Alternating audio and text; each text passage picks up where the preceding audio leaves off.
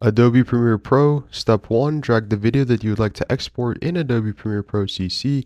The next step is to drag it on the timeline, and then now the next step is to create an endpoint, Control+I on your keyboard, and then go to the end of the video clip, Control+O, and this will see, click Control+M to export the video.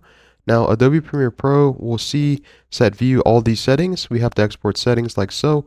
Underneath formats, presets, output name, export the video, export the audio, and then under here you have different options such as effects, video, audio, multiplexer, captions, publish, etc.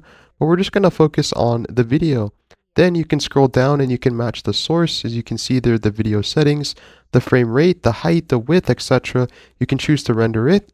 Maximum bit, make sure that your video is the best option possibly can be, but we're going to leave it to unchecked. Then underneath encoding settings, you can change it like so from software to hardware.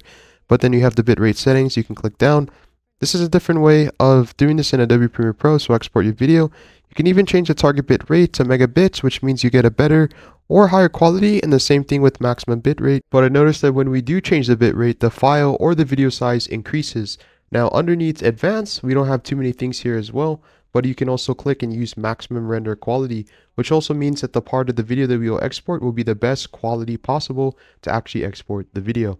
These are the best settings down below. As you can see, they can be used for social media, or these are just my preferences. We have H.264, and underneath presets, we have the highest bit rate, medium bit rate, and as you notice, low bit rate is 50 megabytes of the file size as we scroll down underneath the video. Now, as you can see, the bit rate changes to 1:1, and the target or 1.4 for the maximum. And the bitrate encoding is VPR pass 1. And now if we go back underneath presets, we're going to change this to this. So let's say high bitrate, and at the maximum quality, notice that the estimated file size has increased.